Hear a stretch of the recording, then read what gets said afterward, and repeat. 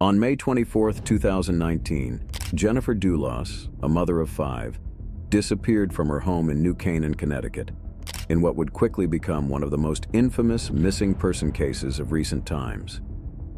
That morning began just like any other for Jennifer, a typical organized chaos that comes with preparing her 5 children, all under the age of 13, for school.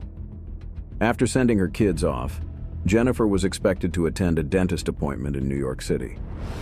However, Jennifer never showed up, and soon, concern turned into panic when her friends and family couldn't reach her. By the afternoon, calls to Jennifer's phone went unanswered. Her nanny, Lauren Almeida, growing more anxious by the minute, had no choice but to act. She contacted the police, urging them to search for the missing mother. The alarm bells rang louder as hours passed with no trace of Jennifer. Later that evening, police discovered her black Chevrolet Suburban SUV abandoned at Waveney Park, about 3 miles from her home. The sight of the SUV only added to the mounting fears. Inside the vehicle and around the garage, police found blood-like substances, suggesting that something far more sinister had happened. The scene painted a troubling picture of a violent struggle. As night fell, the reality began to sink in. Jennifer Dulos was missing, and foul play seemed inevitable. To understand the layers of Jennifer's disappearance, it is essential to dive into her life and the tumultuous relationship she had with her estranged husband, Fotis Dulos. Born Jennifer Farber, she was a vibrant, intellectual woman known for her wit, kindness, and love for her children. Coming from a wealthy New York family, she married Fotis Dulos in 2004 after a long courtship that began during their time at Brown University. Fotis, a competitive international water skier and real estate developer, was charming, athletic, and successful. Together they had 5 children, 2 sets of twins, and a younger daughter. At first glance, their lives seemed perfect. However, things took a dark turn as their marriage began to unravel. By 2017, their relationship was fraught with tension and conflict, primarily over Fotis's extramarital affair with a Venezuelan woman named Michelle Troconis. The affair, which Jennifer discovered through emails and receipts, was a breaking point for her. She filed for divorce and, fearing for her safety and the safety of her children, moved them out of the family's luxury home in Farmington to a rental house in New Canaan. Court documents from the divorce proceedings painted a chilling picture of the man Jennifer once loved. In those filings, Jennifer described Fotis as a dangerous and ruthless man who would go to extreme lengths to win. Her words would later resonate as the investigation into her disappearance unfolded. She detailed how Fotis had repeatedly threatened her and how she feared for her life if she remained under the same roof as him. The disappearance of Jennifer Dulos prompted one of the most extensive investigations in Connecticut's history. Law enforcement wasted no time in launching a massive search operation, scouring both Jennifer's home and Waveney Park for clues. Drones, canine units, and foot patrols were deployed as the search for the missing mother expanded. Yet, despite their efforts, the search turned up little more than what they had found in the first hours, an abandoned vehicle and bloodstains. Jennifer's estranged husband, Fotis Dulos, quickly came under suspicion. After all, the divorce had been far from amicable, and Fotis had a clear motive. Jennifer had won custody of their 5 children, and he was struggling financially. To add to the suspicion, Fotis seemed oddly unconcerned about Jennifer's disappearance. Police noted that while friends and family were frantic, Fotis appeared cold and detached. He made no effort to assist in the search for his wife and failed to express any significant concern for her well-being. As the investigation deepened, it became clear that Fotis Dulos was at the center of a complex web of deception and lies. Surveillance footage surfaced, showing Fotis disposing of garbage bags in various locations around Hartford, Connecticut, on the evening of Jennifer's disappearance. The bags, later recovered by police, contained items soaked in blood, zip ties, and clothing linked to Jennifer. It was damning evidence that pointed directly at Fotis's involvement.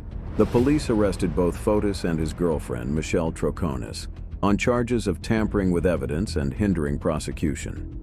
Michelle, who had been living with Fotis since Jennifer had moved out, initially stood by Fotis's side. However, under pressure from investigators, she gave multiple interviews to the police, each time altering her story.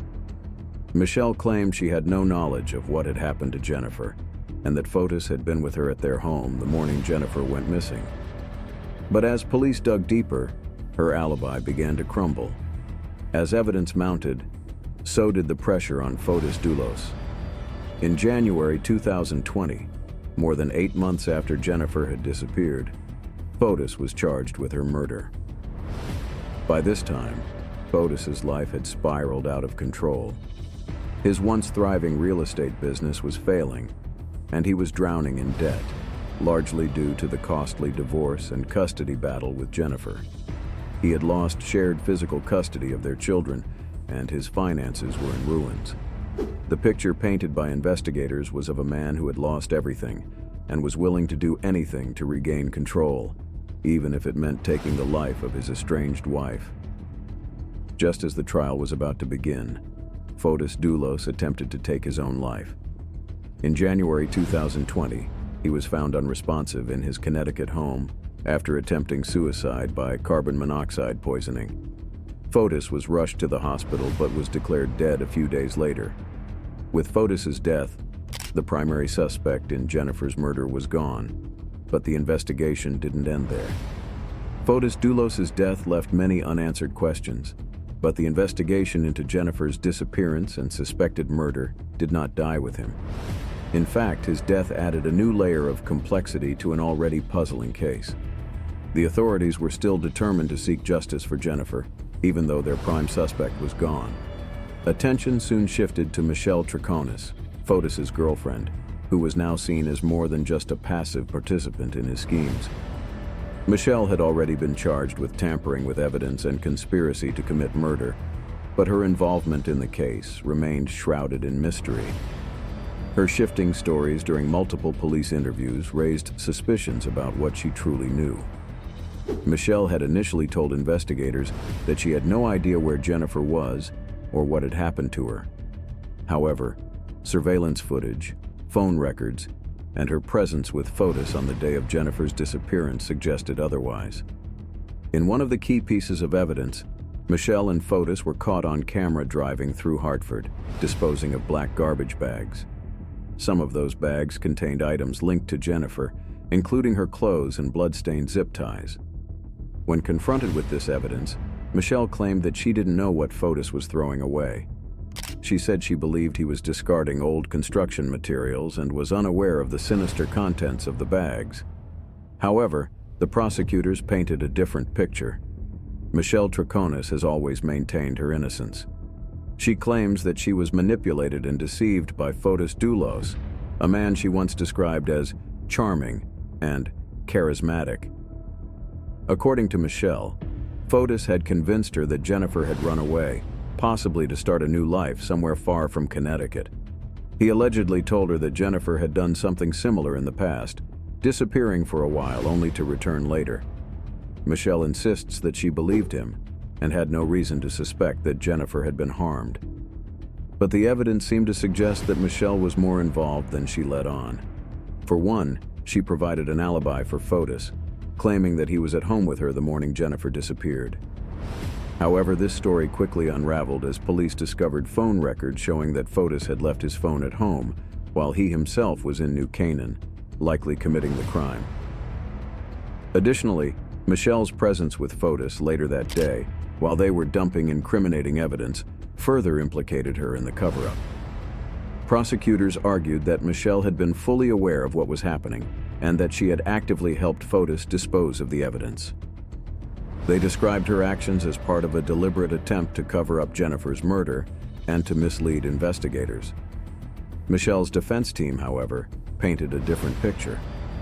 They argued that Michelle was another victim of Fotis's manipulation and that she had been dragged into a situation she didn't fully understand. Another key figure in the case is Kent Mawhinney, a lawyer and close friend of Fotis Dulos. Mawhinney was also charged with conspiracy to commit murder in connection with Jennifer's disappearance. His involvement in the case added another layer of intrigue, as it became clear that this was not just a crime of passion, but a well-orchestrated plan involving multiple players. Mawhinney, who had his own legal troubles at the time, was suspected of helping Fotis plan Jennifer's murder. According to prosecutors, Mawhinney had access to a secluded property where they believe Jennifer's body may have been hidden. Although no body has been found to date, investigators have long suspected that Mawhinney's role in the case went beyond simply providing legal advice to Fotis. Mawhinney's relationship with Fotis was complicated, but the two had been friends for years. Mawhinney had represented Fotis in several legal matters, including his contentious divorce with Jennifer. Prosecutors believe that Mawhinney was deeply involved in the conspiracy to murder Jennifer, and that he may have played a key role in helping Fotis cover up the crime. One of the most heartbreaking aspects of the Jennifer Dulos case is that, to this day, her body has never been found. Despite extensive searches, including ground teams, drones, and even cadaver dogs, investigators have yet to locate any trace of her remains. The lack of a body has complicated the case, making it more challenging for prosecutors to secure convictions against those involved. The search for Jennifer's body has taken investigators to various locations, including Fotis's properties and the remote land owned by Kent Mawhinney. Yet, despite these efforts, the question remains: where is Jennifer Dulos? Prosecutors believe that Fotis meticulously planned the disposal of her body. He likely had help from both Michelle Troconis and Kent Mawhinney, although the exact details of what happened to Jennifer remain unknown. Without a body, the case against Fotis and his alleged co-conspirators relied heavily on circumstantial evidence: bloodstains, surveillance footage, and witness testimony. Jennifer Dulos's disappearance has left an indelible mark on her family, friends, and the community at large. Her 5 children, who were only between the ages of 8 and 13 at the time of her disappearance, were left without their mother. They are now being raised by Jennifer's mother, Gloria Farber, who has taken legal custody of them.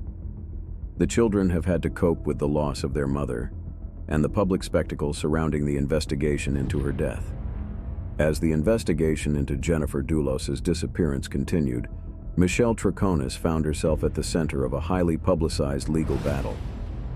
In January 2020, after Fotis Dulos's death, the focus shifted squarely onto her. Prosecutors charged her with conspiracy to commit murder, and although she maintained her innocence, her shifting alibis and involvement in the events of May 24, 2019, cast a shadow of doubt. The prosecution's case against Michelle was built on surveillance footage, phone records, and forensic evidence that linked her to Fotis's actions on the day Jennifer disappeared. They claimed that Michelle had not only assisted in covering up the crime, but had also been actively involved in planning Jennifer's murder. A key piece of evidence was the infamous footage of Michelle and Fotis driving around Hartford, where they were seen dumping multiple black garbage bags. Some of those bags, when recovered, contained items stained with Jennifer's blood, as well as clothing and zip ties believed to have been used in the crime. The case of Jennifer Dulos captured the attention of people not just in Connecticut, but across the world. The mystery surrounding her disappearance, combined with the dramatic twists involving Fotis Dulos's suicide and Michelle Troconis's legal battle, made headlines globally. The media covered every aspect of the case, from the initial search for Jennifer to the ongoing legal proceedings. Jennifer's friends and family, particularly her mother, Gloria Farber, and close friend, Carrie Luft, became key voices in the media. They spoke out about the pain of losing Jennifer and the frustration of not knowing where her body was.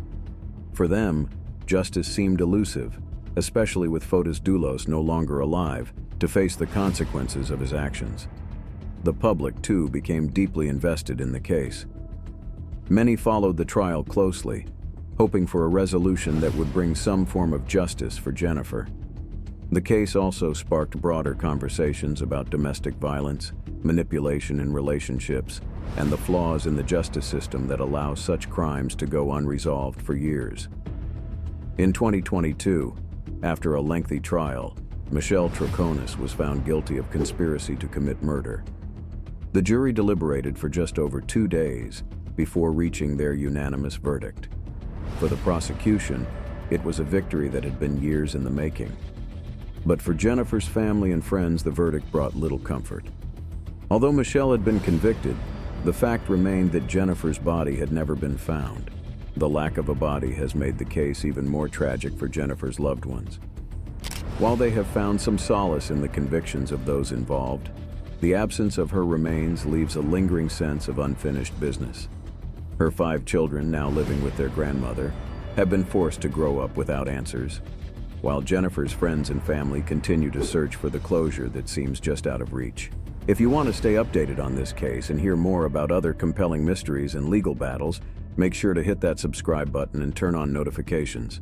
Together we can keep Jennifer's memory alive and continue seeking the truth. Thank you for listening, and we hope that one day Jennifer Dulos will be found, and her family will finally have the closure they deserve.